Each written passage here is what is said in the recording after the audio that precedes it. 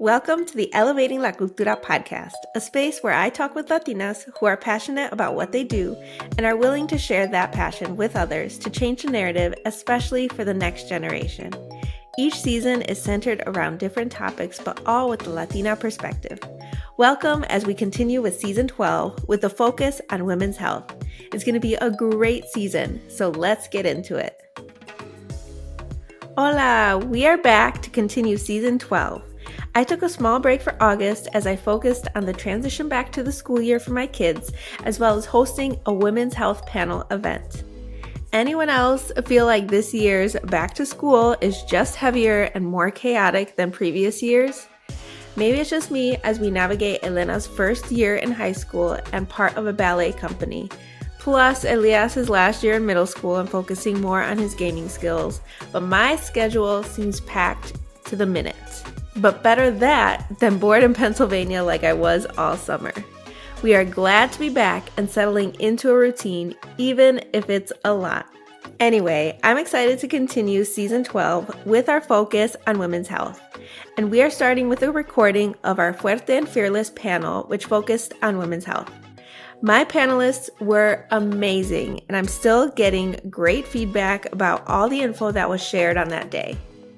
On the panel was Dr. Louisa Olushoga. She's a reproductive psychiatrist with a fervent commitment to women's health. It's essential to her to integrate all aspects of a patient's life into their treatment plan, ensuring comprehensive care that addresses their unique needs and fosters holistic well-being. And I think after hearing her on the panel, you will know why she's amazing at creating an honest and safe space for everyone. Sarah Brown also joined me on the panel.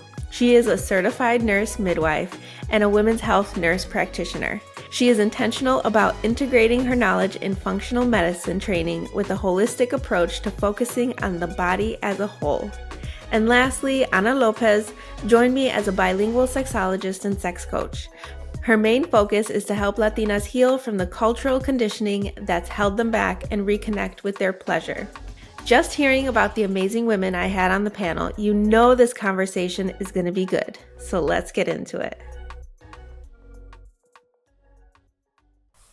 Why don't we get started? Yay. Let's do it. So I know each of these ladies, and if you have read any of the content that I put out there, the emails that I've shared, I have been on this journey of trying to figure out what is going on in my body, especially since I just turned 39 and I'm experiencing things that I did not think I would experience at 39. I thought I'd experience them 20 years after 39. And I'm just realizing the lack of education that we received when we were younger in the school system and just like amongst family. I think it's relatable to not have had conversations with parents, mothers, tias about menopause, about your menstrual cycle in general, the ups and downs that you might go through as we age. And I think that there is this mentality of like, oh, well, the youth are doing the youth stuff. And then once you're an adult, like, okay, you got to figure it out. And then it's like Senora era.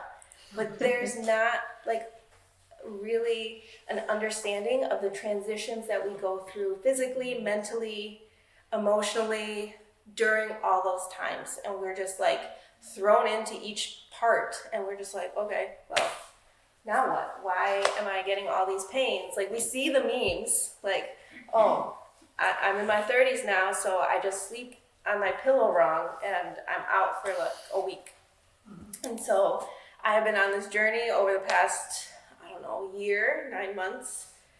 And each of these ladies have helped me along the way to just get a little bit closer to the piece of the puzzle of that I'm realizing is much bigger than I actually realized. So yeah, I just wanted to bring people together to have a conversation, to start these conversations so that we can be educated in ourselves, so that we can teach other people, our primas, our kids. So why don't you guys start with an introduction? So you can go first. Okay. I'm Louisa Olushoga. By profession, I'm a psychiatrist, and I specialize in an area called reproductive psychiatry, which means psychiatry effectively along the biological cycle of a woman. So premenstrual, perinatal, perimenopausal. Um, but I think, for a long time, I've always had an interest in women's health. I went into medicine thinking I was going to be an OB, and that was not it for me, but psychiatry was. And I found my way back into women's health. And I think I have a very special connection with this just period and just this area of psychiatry. I'm a mom of 3 girls and have had a battle with breast cancer, which has meant also understanding a different part of hormonal fluctuations at an early age. So I'm here. I'm super excited to have this conversation. Nothing makes me happier in my professional world than to be able to help women and people just generally understand a little bit more about what's happening, and just kind of learn from other, providers and experts in the field as to what they're doing. So it's me. I love that. My name is Sarah Brown. I am a women's health nurse practitioner and a certified nurse midwife. I did all of my baby catches not far from here at UIC. I have since so we were just talking, I am not doing direct birth work in the moment, but sort of found my way into functional medicine, which is a little more holistic. And really found that it complements so well, not only the midwifery model of care, but it really complements what is our mainstream sort of Western traditional medicine that is often really curative based, where this is more from a prevention standpoint and really optimizing things that your body sort of has this power to already do on its own. So I as well specialize across the spectrum of women from teens into perimenopause, postmenopause. For sure, pregnancy is a jam for me as well. I hope that we all get feeling really warm and cozy here because I love the questions, and I'm sure likewise everyone. I want you all let's utilize this space. Thank you for having us because I think it's a really cool opportunity to connect with other women and be in a space together. My name is Ana Lopez. I'm a sexologist and sex coach. So I do research in the field of sexology, which means just I study sex essentially. And I work with women, predominantly Latinas, in talking about having mind-blowing sex on demand, independent of what your partner is doing, independent of the education you've received about your body and sex and all of those things. So I'm really excited to bring this conversation, circling back to perimenopause and menopause, because I think a very common concern amongst women is that once I reach perimenopause or once I reach menopause, my sex life is doomed, and that's absolutely not the case. It can be impacted, but it doesn't have to be a death sentence. I love that. I learned about perimenopause when Louisa was part of another panel, and there was a showing of this movie about menopause, and I went to support you, but also was curious. I'm like, well, let me just check it out. Let me see what's going on, and I was blown away by the statistics, and I can share that link to that PBS. I think it's a PBS special. Yeah, right? Factor. Mm-hmm. Yeah, and it was then that I was like, okay, let me dive into looking into this further, because I'm I thought menopause was when I was 60 or 70 or whatever. I didn't even know. I'm I'll get to it when I get to it. But many women in their 30s and 40s may not recognize the early signs of perimenopause. And I was 30s? I'm in my 30s. What if I'm experiencing these signs, and what should I do? I was and then I was okay, everything I'm experiencing must be perimenopause. But what should women be watching for, and how can they distinguish between normal aging and just regular hormonal changes? Like, how do we know if we're in perimenopause or like should start thinking about it? Like, how do we even know? And any of you can like answer. Do you want to start? Sure. I usually tell my patients that when I first started in our practice, I really kept my radar out from 40 onwards. And since being in practice, I have since lowered that to really like the 30s. Just because depending on each person and genetic and makeup, like that can present differently. And I often like to ask folks like when their mom went through menopause too, just to sort of gauge. But I've noticed a lot of people really are sort of in tune with themselves. And some of the first symptoms I hear from folks are like, I'm having disrupted sleep. I'm noticing weight gain that's in my abdomen specifically, or, there's a full gambit. I often like to screen like in terms of vaginal health too, and say, are you experiencing vaginal dryness, any pain with intercourse, any leaking with sneezing, coughing, or like I gotta go to the bathroom and I'm almost there but now I'm leaking a little bit, because these are the things I really am like, okay, let's see where you're at. With that being said, I do want to throw in the functional connection piece quickly in a succinct way. So our ovaries are really like the powerhouse of creating our estrogen, testosterone, progesterone. And we also create a little bit from our adrenal glands as well, which are like, these glands sit just on top of our kidneys like cute little birthday hats. So when these, in perimenopause towards menopause, the ovaries are kind of like fixing to retire. They're getting ready to like peace out. And that can flirt and fluctuate for a decade before someone even loses a period. So really what is secondary important to sort of maintaining your own balance without any like exogenous help is adrenal balance. And adrenals are our fight or flight system. It's also our energy. They're responsible for a lot of things, but they're sort of our backup generator for those hormones. So sometimes even if the adrenals are impacted and someone might just be in that flirtatious stage where their body is like 1 month it's totally fine, the next month it's not fine, having stress management, and there's really like, it's very, very multi-complex, the adrenals and stress and how your body is holding or what it's used to holding in terms of stress. It's important to have that system supported to sort of support all your hormones overall. I'll start there. So now piggyback to say, like I imagine many women, my picture of what menopause meant were hot flashes. And I got a new appreciation of what hot flashes were when I was going through cancer treatment. And at that point, just because of treatment, you're sort of launched into a menopause just biologically because they just starving my body of estrogen and getting these terrible hot flashes. And that was it. It was like when you get hot flashes, then you're in menopause, and that's how it goes. And, the conversation I'm often having with my patients is that clearly it's not just hot flashes. It's a lot of changes. But what becomes really difficult is that along a woman's life, every month we're having these hormonal fluctuations and these hormonal changes, right? So when do I know if this is part of like a worsening of what happens every month or this is something in perimenopause? The reality is there's no real way to actually know, right? Menopause is actually, like if you're thinking about a marathon, menopause is literally a certain line that you're crossing. It's like a point in time when you've gone 12 months without having your period. And for some unlucky women, they get to 11 months, have a period, and guess what? That clock starts all over again because you didn't quite hit menopause, right? So there's perimenopause that's happening as you're approaching that line, and then there's postmenopausal after you've crossed that line.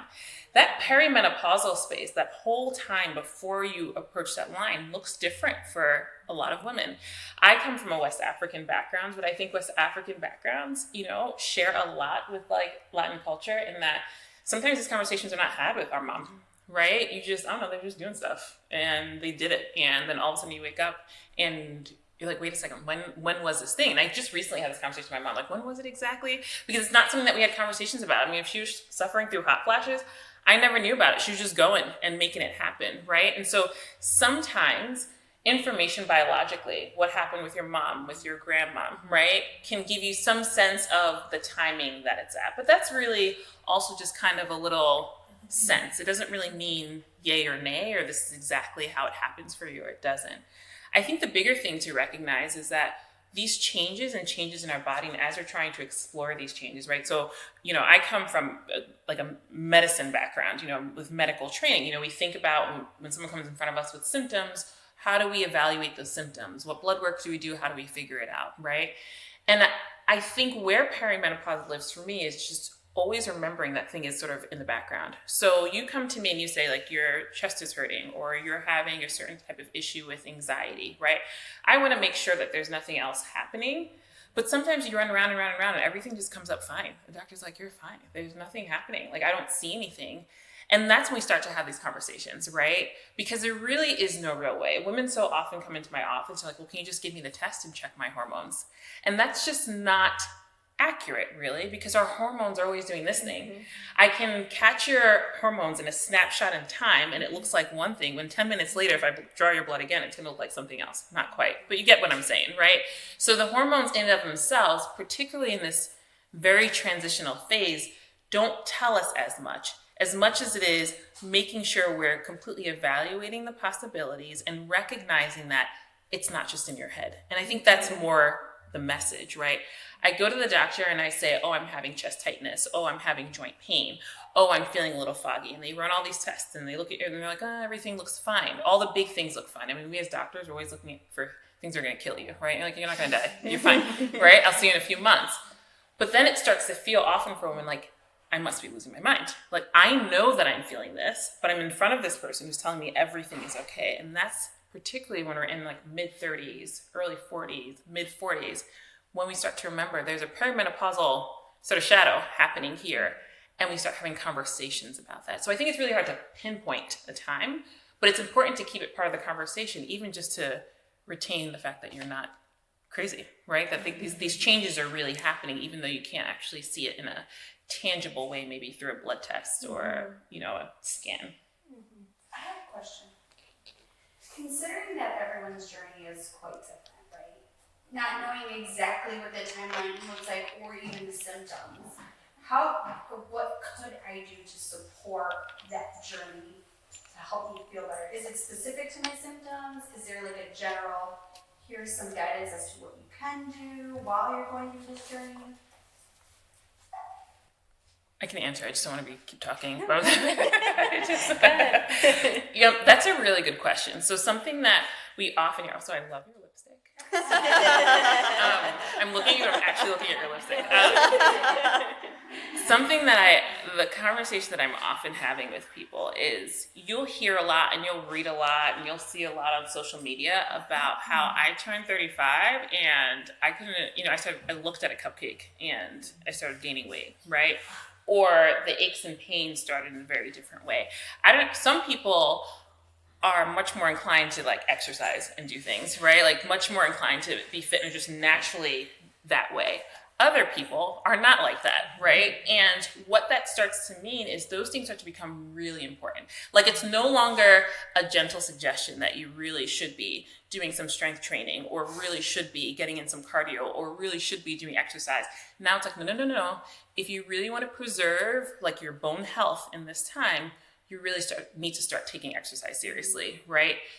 No, yes, also it's not great to eat 3 cupcakes, but also for real. Like, it's for real now, right? So it's not, and I mean, there's a whole world of, what supplement should I take? Should I supplement with collagen? What do I do with magnesium? Is it melatonin? Like, there's a whole world of that, right? And maybe we can get into some of that later.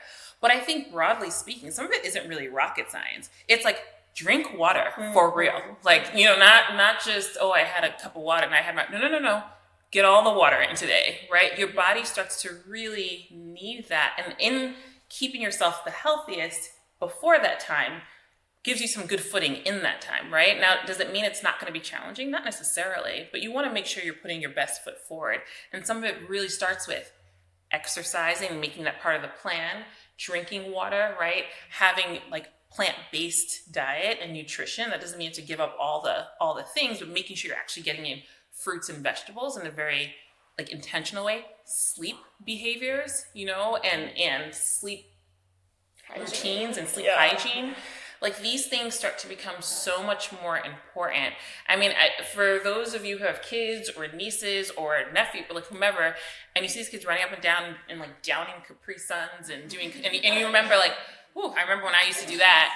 If I do that today, I'm going to be laid out I'm going to feel sick. It's not going to work, right? There used to be a time I could have 6 bowls of cereal. Now I'm going to be so sick. Like the lactose intolerance is so real, right? So it's a lot of that. It's not rocket science. It's more about how do I put an anchor into some of these healthy behaviors that we've known are healthy, but at this point really need to be part of one's routine.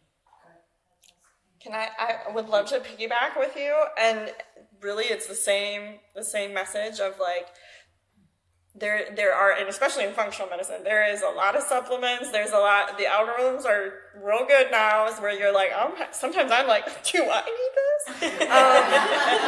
And ultimately, like where they can be helpful and complementary, and especially different things and more medical-based therapies can be helpful, but ultimately, like, there is no supplementing your way out of also just committing to healthy lifestyle too. And some of it's really cliche simple, like having a set bedtime and really trying to like make that your priority and having a 1 hour wind down before that. And I know that does not look possible for everyone. Someone's like, yeah, right, okay, so you don't have kids yet, we can tell.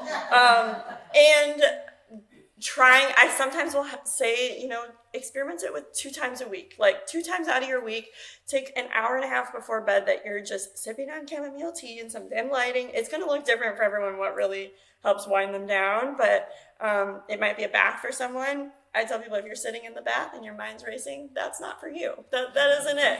Finding what your wind down is, committing to it. So sleep being one of those things, 100% hydration, bowels moving is super important. It's one of your body's main detox systems. So like a daily poop I have lots of people that come in and are like, I poop every 3 or 4 days. That's just how I am. And I'm like, no, that's not what I want here. And then I also am like a self-proclaimed pusher of protein. And that can look many different ways, but protein from the start of your day. Intermittent fasting is for some, it's not for all, especially for female hormones, especially when female hormones are going to be in different places. And I will say, not everything resonates with every body either. So I really, though, tell women in general, I'd like for you all to treat yourself like a car with an empty gas tank in the morning, and you're fueling all day along the day to get through your day. Not, I woke up and had coffee on an empty tummy, and then like I was super busy and had to get out the door, and maybe I didn't have a little something for lunch, and now dinner. Like that's how a lot of people are running, and you did not even fuel the day. You're now just like, it's backlogged. So I like for it to be flipped. If anyone wants to intermittent fast, I'd rather you put it at the end of your day.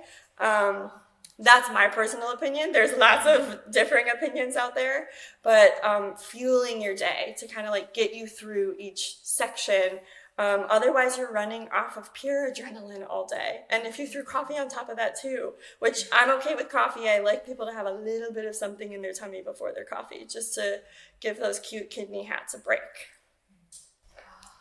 And I will say that all of these suggestions are always like my primary suggestions when someone comes to me and is like, well, I need to think about like, how do I talk to my doctor about my hormones being off? And because as mentioned, right, like getting your hormones tested is great. And I think this is a very, it's kind of like the default, especially for those of us that maybe were raised like not going to the doctor, not being able to afford to go to the doctor. It's like, oh, now I got insurance. Let me get all the things tested. And like, that's great. I hear you. I too want to get all the things tested.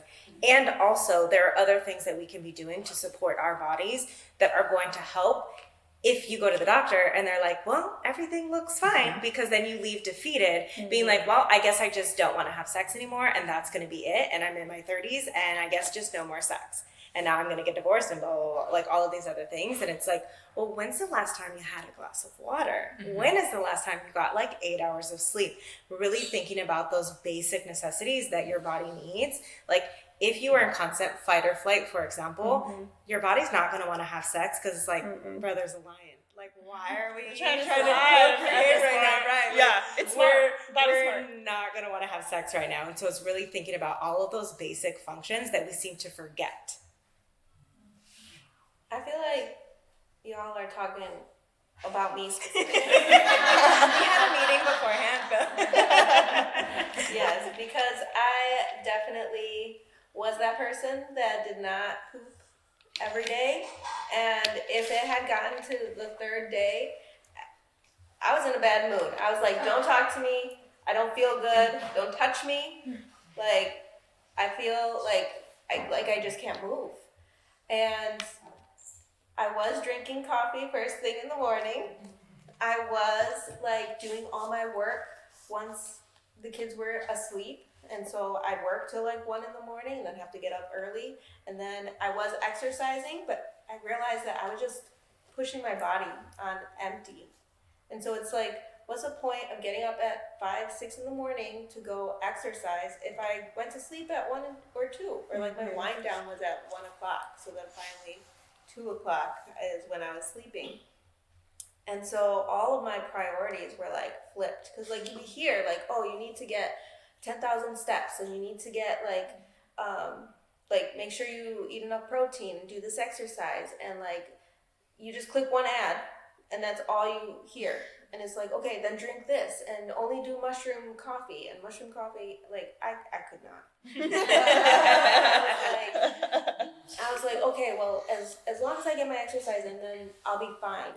But everything else wasn't like working the way, like I wasn't prioritizing my health holistically. I was just like, okay, let me exercise. Because that's what I learned in school. Like exercise. We all push harder, work harder. Yes. If you're not getting the result you want, drive yourself into the ground trying to get it. Well, and let me also say that I think in this day and age, especially with social media and having just so much quick access, in some ways which can be good, in other ways it's just so overwhelming, right? Like I have, left as an attendee of a similar thing and being like, okay, I'm gonna sleep and I'm gonna exercise, I'm gonna do this, I'm gonna take protein, and it just becomes like this long list. And the very thing that was meant to, foster your health and your flourishing becomes the other thing that just breeds more anxiety and depression and defeat because it's just too much. And so that's why, I'm often, when I have conversations with women, I'm like, look, let's pick a thing, right? The fact of the matter is there is always room to be healthier and do better, right? We're always working. We don't do all of the things at once to turn out perfect tomorrow. So let's pick a behavior. Let's do it in a way that is manageable, that can feel like, okay, I can do this. I'm going to the Pilates class once a week, right? And no, of course, you want to do more. But let's start with once a week because, girl, you haven't done anything in a decade, right? So once a week is a huge improvement. It's a huge accomplishment. So I think it's knowing these things, but also having grace for yourself as you're trying to work through it. Because it's also going to be down at the Pilates class for 2 months, and then I don't feel like doing it anymore. And then, it falls off, and you're going to feel terrible. And then it's like, well, I might as well eat that cupcake. Like the cycle mentally and emotionally becomes this cycle of defeat that just kind of digs a hole, right? So instead of trying to accomplish all the things and take in all the things, learning your body and learning yourself takes time. I think that is one of the biggest messages as a clinician who works with women, as a clinician who is a woman, who's raising women, right? You're learning yourself along the way. So often we hear in couples and relationships, the man feels like I walked in the same person 15, 20 years. I'm the same person.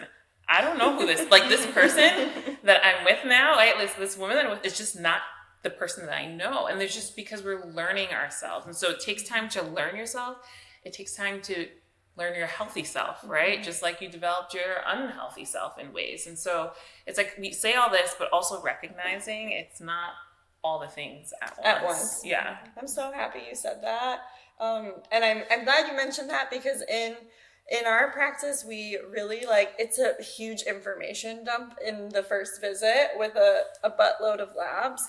And then I know people are probably feeling like, oh my God. And then this is why we're going to meet each month, because we're not doing this overnight. And this is not a diet plan or a program. It's meant to be sustainable life changes that become your lifestyle in time, because that's more organic. Right. The point is not to make you more stressed. We already don't have enough hours in the day. I know we all feel that. So thank you for saying that.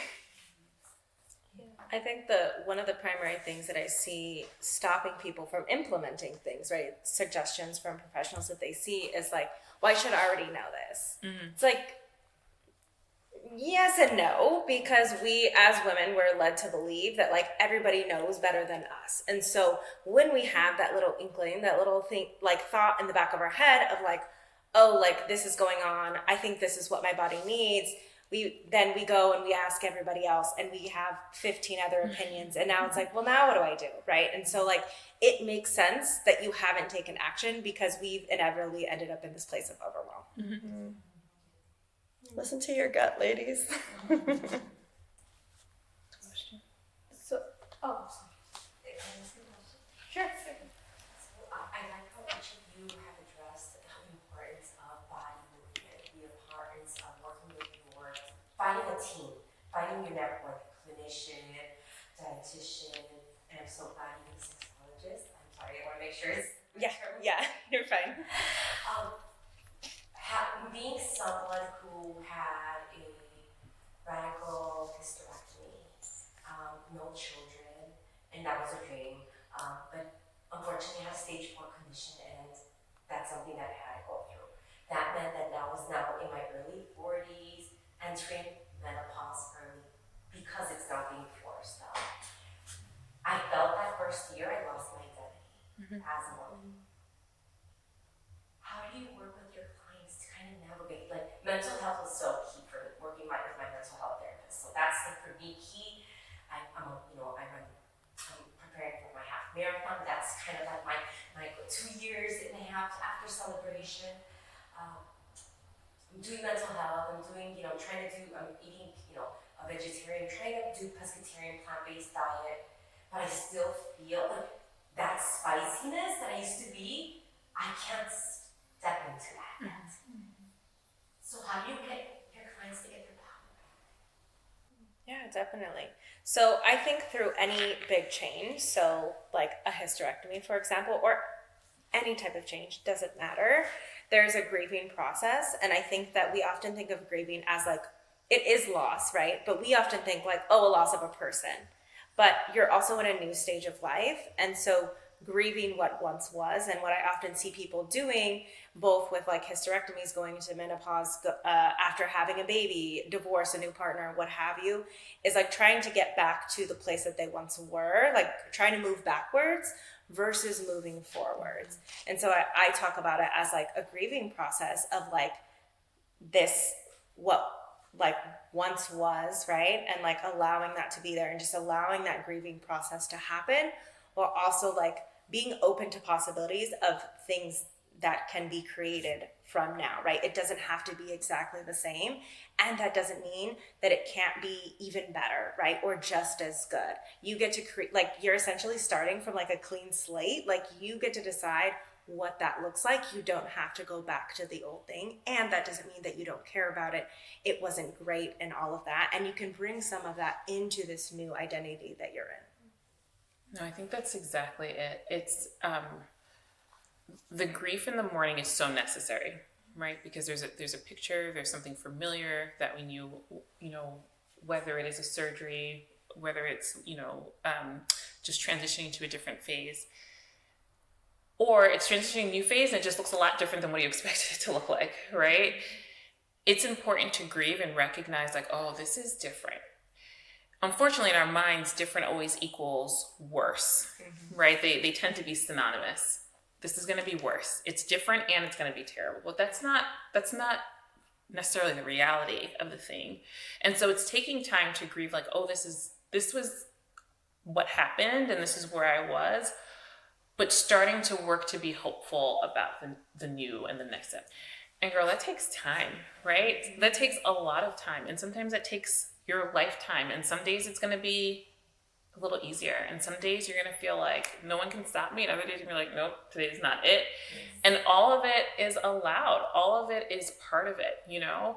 I think particularly for women, when it comes to our reproductive organs broadly, right? You know, whenever it was, when I got my mastectomy and I went through and I couldn't go into reconstruction. I was young, I was 28 or something.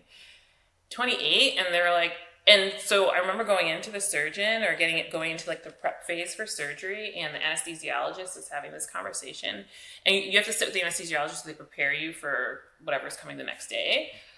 And like, oh, don't worry, this is a really simple surgery. Like this, basically, like this is not a hard surgery. And so medically, right, anatomically, it's not. It's like a whole bunch of fat you're just kind of lopping off, and then you're gonna sew it back up. Like it's not like anatomically, but the significance of now I'm gonna have one breast and a big scar, and then I don't even have the option to like reconstruct. So I try to embrace real fast. Like when I got diagnosed with breast cancer, I try to embrace real fast. Like, oh, I'm gonna get new boobs. It's gonna be great. No one worry, right? We're just gonna get rid of these ones that are like killing me, and I'm gonna get these great ones. And then they become this reality. Look, oh, that's not happening. Where am I going to find my space in this, right? And that takes time to like grieve your body the way you know it. Know that like I can't wear that swimsuit. Like, girl, that's real cute. It's not gonna work because I have to put this prosthesis in, and if this lands on the floor, a lot of people are gonna be uncomfortable, right? So it's like you become and you have to learn a new thing. It's not coming back. I didn't get to breastfeed my last two girls, right? I didn't get to do a lot of those things, you know?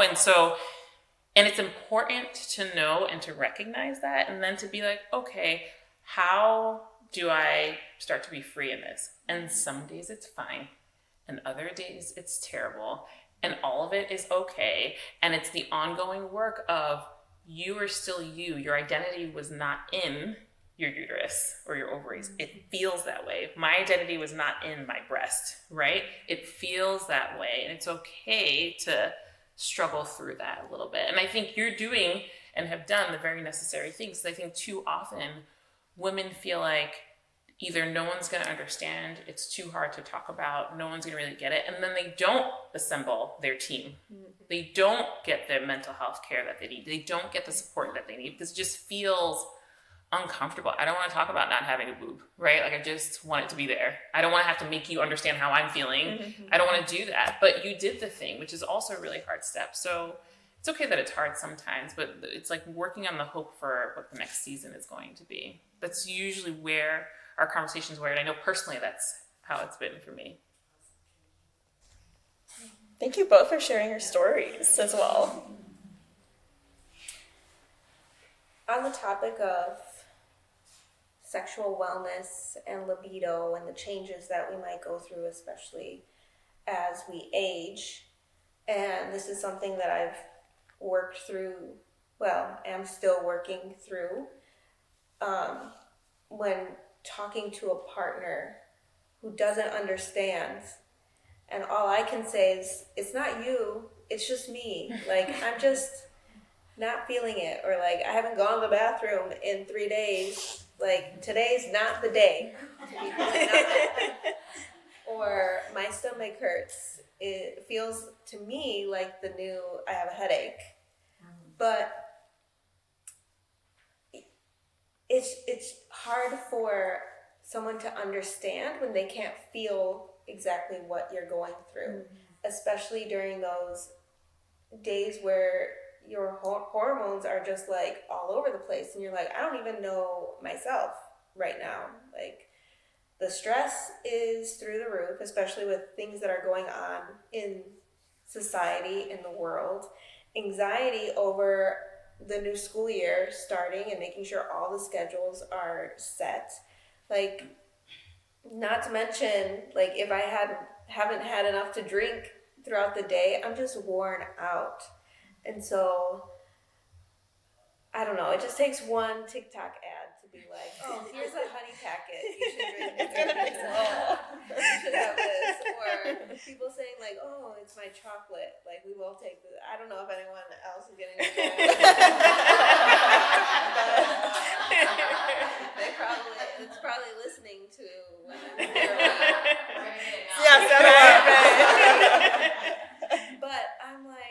should I just like get these honey packets or whatever they're telling me that is sure to work? Or like, how can I like best communicate my needs so that my partner is not offended or thinks that I'm lying or thinks that it's their fault or something. So I don't know if there's like a question in there, but maybe I'm just like chatting about my struggles. But yeah, like how do you even bring up that conversation to understand, should I just suck it up and get a honey packet? Like, Yeah, so two things come to mind. One is a vast majority of conversations about sex should be had outside of the bedroom, clothes on, like, I don't know, in the living room, sort of, wherever you want to go. I don't care. That part. But like, not waiting until you're both undressed, like penetration about to happen or already happening. Like, by the way, I'm constipated. Like, that is not helpful for anyone. And so that first. And then also starting with consent. And I know this sounds really weird, but like, have you ever had the experience where someone's like, hey, I got to talk to you about something, and you're just like not in the headspace, you haven't gone to the bathroom in 3 days.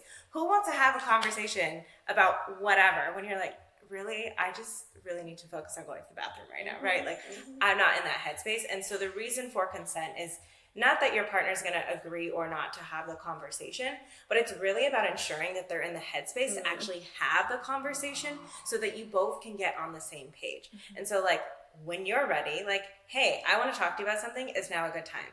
If they say yes, go ahead and have the conversation and share from the experience of like, of you, right? Like, this is what I'm currently experiencing, and this is like a solution that I think that we could try. What are your thoughts about that? They don't have to agree with the solution, but it's about presenting it of like, this is what I think might work. This is what I think I might need. Who knows? Like, let's try it out and see what happens. And then leave the floor open for them to respond back to you. If they say, actually, you know what? I had a really hard day at work. Like, I just want to have a beer, like whatever they say, then you plan to have the conversation at a different time, and you come to that date and time together. So Tuesday at 5, you know, after dinner, whatever, we're going to have this conversation, and then you sit down and have the conversation then. And then you asked a second part, and I forgot what it was already. Having the conversation, and Should she buy the honey packet? I mean, girl, if you want to. That said, that's what I was going to say. Okay, yes. Planning sex. I think a lot of people are like, I don't want to do that. But when your mind is all over the place, and particularly because us as women take on a lot of the mental labor in the household, among other things, planning sex can be really beneficial.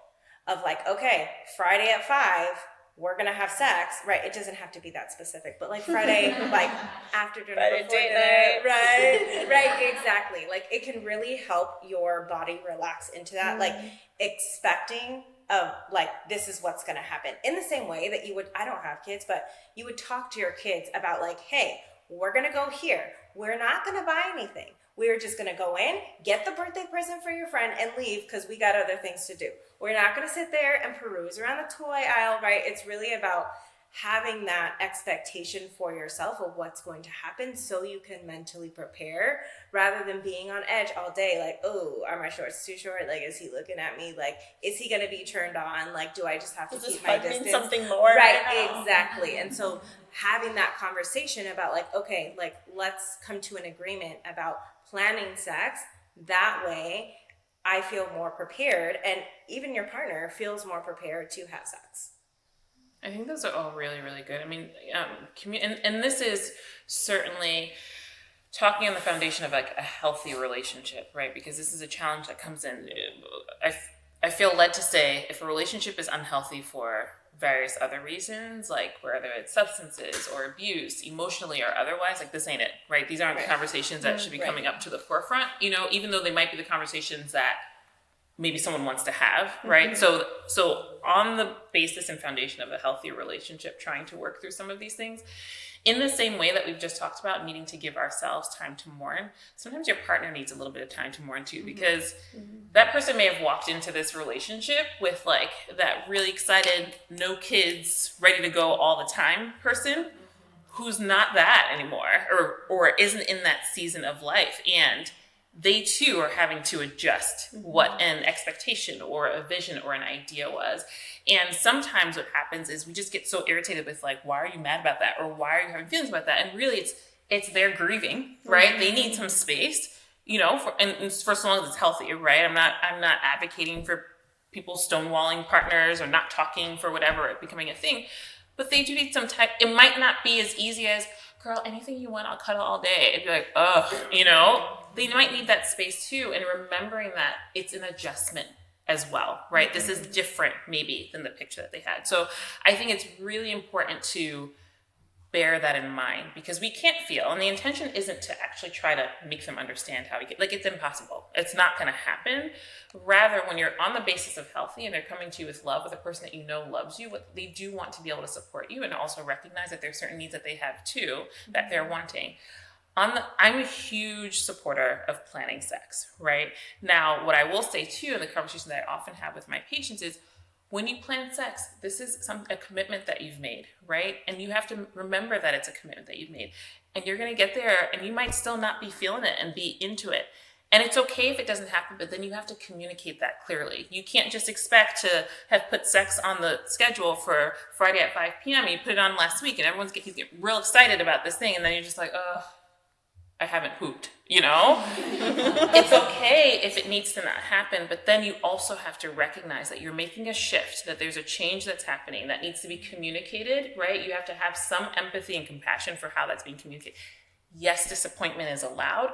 Being able to be like, hey, I know we plan to do this thing tonight. For whatever reason, this can't happen tonight. Can we shift it to this date? Like, not leaving it in the ether of like, listen, it just can't happen. You should be able to roll with it, right? Because there was an expectation. It was put there for a reason, right?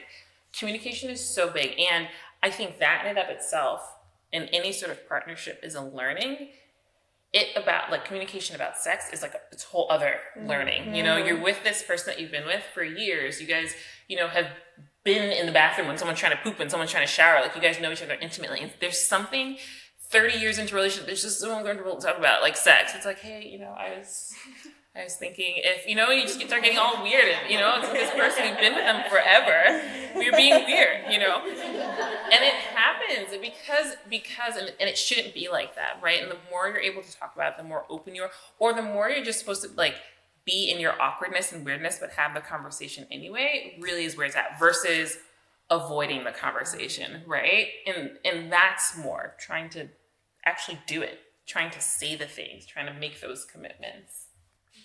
I want to add, so I absolutely love listening to both of you speak on this. I'm going to speak from a personal experience of some of what both of you said that actually took me by surprise, because my poor husband, being the wife of a midwife, kind of knows everything about our hormone cycles and could probably catch a baby at this point if he needed to, and is always on the other side of my very feminist agenda. So one time, in the midst of me, I think in our relationship, I had explained early on, listen, it's not because I'm not attracted to you, it's not anything in your worth, had to have that conversation. Because I was seeing that he was coming up disappointed, or we weren't meeting on timing of things. And one time we were in bed with our clothes off already, but he looked at me with tears in his eyes, and this was really brave of him. And he had said, I'm never going to tell him this podcast. And he had said, I actually just, his little chin was quivering, and he's like, this is when I feel you like to talk to me when you want to reconnect, and I feel like I reconnect with you in these moments. And it knocked me in a totally different world. I was like, I felt so much more empathy in a whole different way. And I was so lucky that he shared that way, because it hit me different than just being he's just a guy and he wants sex and blah, blah, blah. Because that was the narrative I was telling myself, and he changed the narrative, and I was like, oh my God. And so, yes, these conversations are hard and they're uncomfortable, and we did not have amazing sex after that particular conversation, but it shifted kind of how we proceed forward. And insecurities are still there, they still exist, but you kind of mold and work through them. And I would say yes to communicating and sort of like, if you haven't ever before, like pushing, trying, experimenting with opening the door for those conversations. Because I probably would have continued to go on thinking like, this man just wants me for my body. But that changed the game for me, because I was like, oh my God, he's not kidding. Like this, he doesn't cry very often. So yeah, it was, I recommend, 10 out of 10 recommend. Thank you. I do want to ask one final question before I cut the cameras and open up for Q&A. And it pertains to declining estrogen as we go through perimenopause and menopause. Like, we know that it affects our hormones, and our hormones affect the other things that are happening in our body. But I think the thing that kind of stresses me out the most is knowing that it's going to affect, or it could affect, like, depression, which is something that I already, like, anxiety and depression, I already take medication for, and, like, has been a struggle, like, within my family. And so knowing that it could worsen that, or, like, even just brain fog, like, I have so much to keep in check on the daily, so many schedules to play Tetris with, businesses to maintain, and just knowing that is a little overwhelming. So I'd like to ask, like, what is that relationship between declining estrogen and what happens with, like, in our brains during that time, and, like, how can we help that? I would love to speak to, so one thing, when I for sure have someone in front of me who, like, we have just identified based off of symptoms, and we do labs, and it's always, I always say to people, is 50% the labs, but is 50% what you're telling me? Because today's snapshot could look like a teen who's having regular periods, and a couple snapshots later, not. Progesterone is one of our hormones that starts to diminish first in perimenopause, and that hormone is very responsible for our happy, calm, sleepy. That hormone is all of those things, and it is one of the first to really decline in the peri time frame. So progesterone is an area that I often look out for a lot, and also stress, adrenals, the body just being in continual fight or flight mode, even for someone who's not in perimenopause, can really diminish and deplete progesterone in the body, which is that opposing sort of calm, happy, I'm sleeping really well hormone. So estradiol also is important. But in my radar, I oftentimes, if I'm ever adding any hormone in, I'm starting with progesterone, and kind of working from that basis as my first line. Is there anything you want to add into that? Yeah, so, estrogen, it is true that estrogen is everywhere, and, is really important to many of the functions. One of the leading causes of death in women is cardiac issues. Estrogen is really important for heart function. It's really important for how your brain works. Just throughout your body, it's so important. And so it stands to reason that, a declining estrogen is going to come with stuff. That stuff doesn't have to mean, like, death, and it's not all terrible, but that stuff means it's worth paying attention to. When it comes to, so there's a lot of, menopause and perimenopause, it's a real, like, hot topic these days, right? And there are a number of books. There's a research professor, Lisa Mosconi, who wrote a whole book about the menopause brain or something, and she does research specifically in estrogen and declining brain, and do these functional scans in brains, and could see how functionally, like, a woman's brain in menopause and postmenopause lit up very differently than before, right? So we know it's there. I mean, basically trying to put tangible things to the things that we already know are happening because we're experiencing them. But what does that mean, particularly when you, let's say, already are vulnerable to depression or anxiety or whatever sort of mental health or psychiatric concern that has been an issue pre any of this, right? I think what it means is paying attention and being able to have insight into what those changes are, right? It's always important to be able to have, you know, your team, your therapist, your psychiatrist, if that warrants that, your provider, whatever, who you can go to with like, oh, I'm starting to feel these shifts and changes. Because it's not Monday, I was zipping around like Superwoman, and then Tuesday, I couldn't do anything. I forgot everything. You know, it doesn't happen like that, right? It's this kind of, you know, slow burn of like, I'm just losing the thing a little bit more than I used to. You know, I just feel like I'm not feeling as sharp. Sometimes it's actually a signal to, girl, you're doing too much, right? So there's also that piece. I think particularly in this culture, in the space that we're in, it's a lot of like, how do I keep up my Superwoman powers when in fact, maybe it's time to put down the cape and slow down a little bit because you shouldn't have been doing all that in the first place. Like there's already too much on your plate. So now is the time to actually take some of those things off, right? But sometimes it's, no, the things on my plate are appropriate and I should be doing those things and I want to be doing those things. I need to take the kids to school. I need to manage whatever's happening in the house, but I'm just feeling a little foggy. I think the work of it is in recognizing it, being able to speak to it. Like I said, often women start to feel like, oh, it's just me. I'm just crazy. Nothing's really happening. Being able to have providers who listen to you, because maybe it means, you know, a adjustment of your medication dose. Maybe it means examining sort of a different avenue of a diagnosis, right? Maybe it means you're having more concentration difficulties than you've had before. We need to think about it differently. And that's not to say everything begins and ends with medication, but the point is that you aren't a static person and menopause isn't a static time.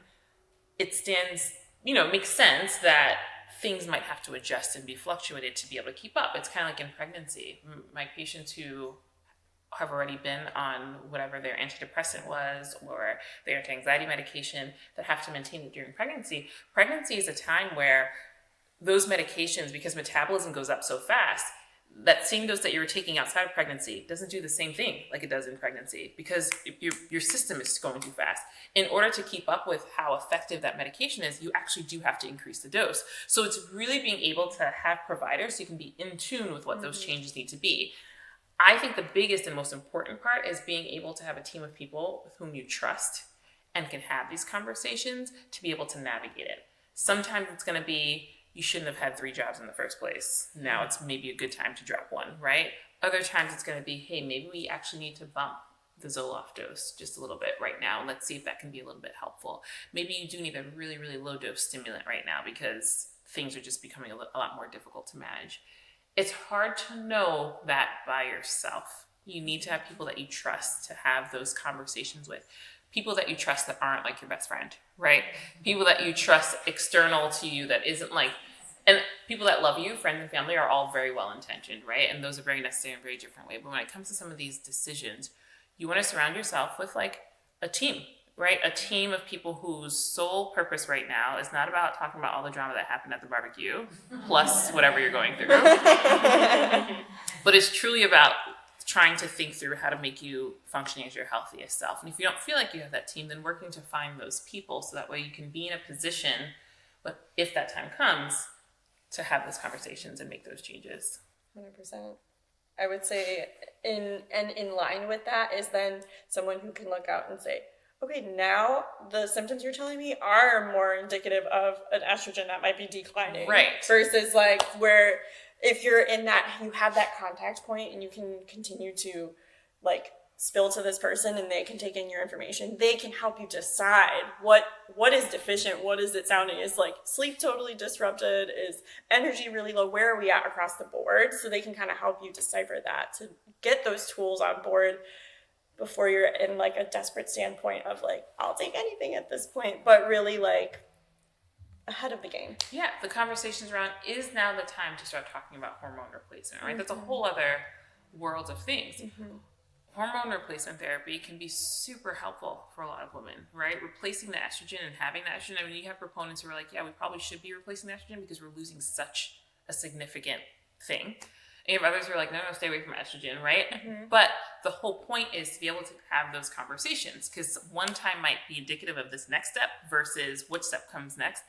As a psychiatrist, people get to me after they've done the hormone replacement, the acupuncture, the yoga, everything else, and they're like, girl, it's not working. Maybe it's something wrong with my brain. Like, that's when they get to me, right? Like, they usually go through all the things, and they're like, okay, I figure none of that was doing the thing. Maybe it's time to talk to a psychiatrist, right? It doesn't necessarily need to be in that order, but the point is that it's a learning and a trying to figure out what's going to work for you. And I think there are a lot of options as to what that can be. You just need to be in a position with people with whom you can have that conversation.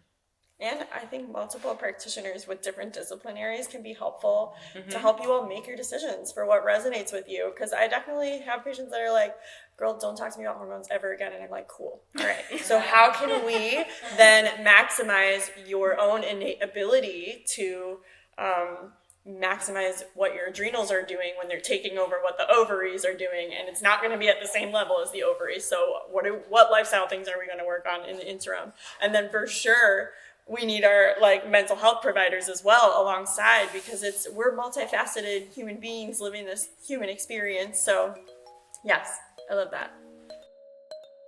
Wasn't this conversation amazing? And honestly, we could have kept going all evening. The Q&A at the end was great as well. Thank you to everyone who came out to the first live panel discussion in our new studio. I'm excited to host more events like this in the future. I'll be having each of these panelists back for their own episodes this season, so stay tuned for a deeper dive on their areas of expertise. Okay, amigas, thank you so much for listening. Please rate and review this podcast so we can get more ears listening to these stories and can continue elevating la cultura. You can also comment on our YouTube video if you're watching online. I always like to hear from people and how they resonate with the stories that I share. Okay, enjoy the rest of your day, afternoon, evening, whenever you're listening, y nos vemos next week. Bye.